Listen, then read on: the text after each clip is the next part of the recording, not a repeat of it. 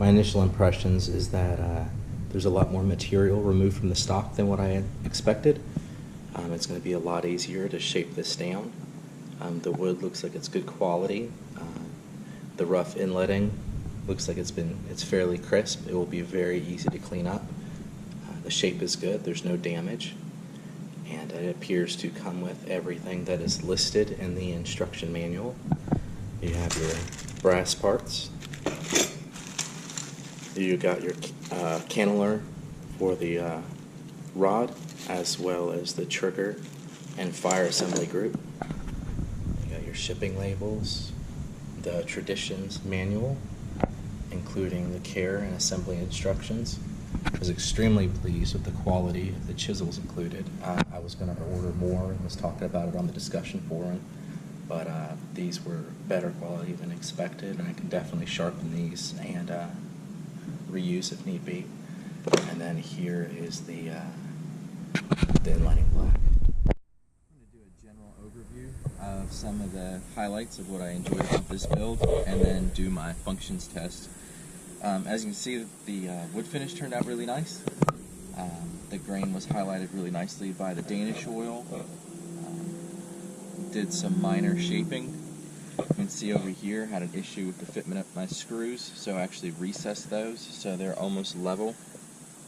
They don't stick out that much, which I do like. I realized I could have just removed more material here, but I didn't want to refinish the whole gun once it was complete.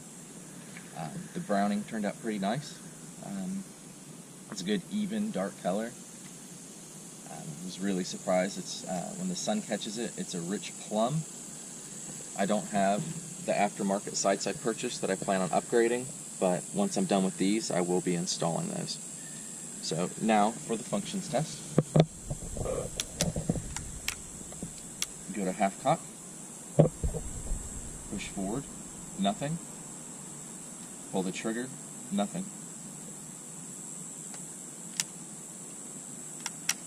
Stay in half cock, set the set trigger. Doesn't fire when you pull the front trigger.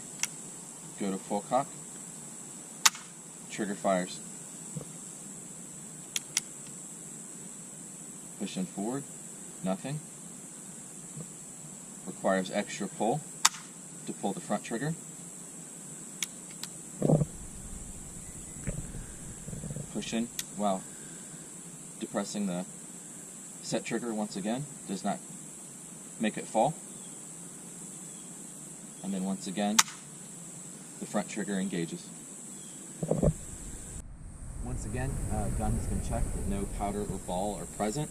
I've reinstalled the nipple. I'm adding a number 11 percussion primer. I don't have a place to safely fire the gun with a ball right now. The closest range is quite a ways away. So I'm going to just fire a cap. So number 11 cap is installed. Go to full cock, depress set trigger, and gun fires properly. I want to take a minute to show some of the supplies I picked up.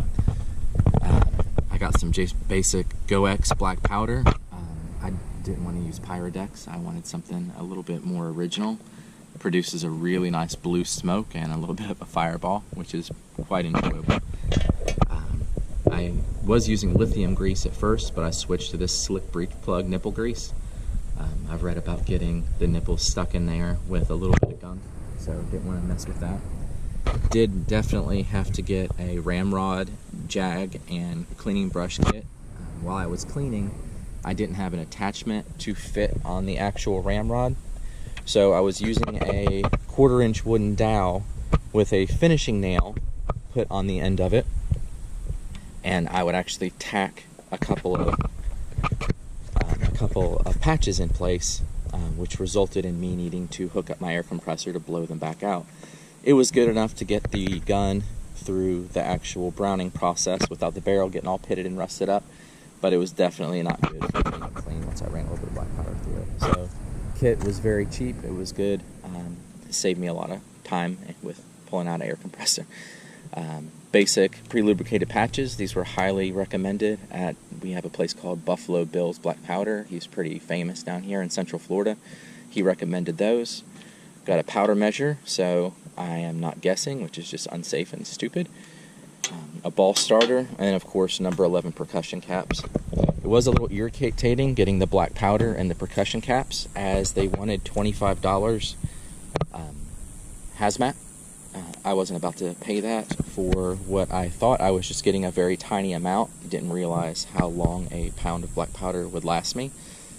So I picked those up locally. They were a lot more expensive, but they were still much, much cheaper than paying for shipping.